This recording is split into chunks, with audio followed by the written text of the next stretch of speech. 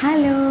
തലേ ദിവസം അരി കുതിർത്ത് അരയ്ക്കേണ്ട, നമുക്ക് രാവിലെ എഴുന്നേറ്റ് അരി അരയ്ക്കേണ്ട, നമുക്ക് എപ്പോഴാണോ അപ്പം ഉണ്ടാക്കേണ്ടത് അതിന് 1 മണിക്കൂർ മുമ്പ് തന്നെ നമ്മൾ അരിപ്പൊടി വെച്ചിട്ട് ഉണ്ടാക്കാൻ പറ്റുന്ന പാലപ്പത്തിൻ്റെയും വെള്ളയപ്പത്തിൻ്റെയും റെസിപ്പിയാണ് ഞാനിപ്പോൾ പറയാൻ പോകുന്നത്.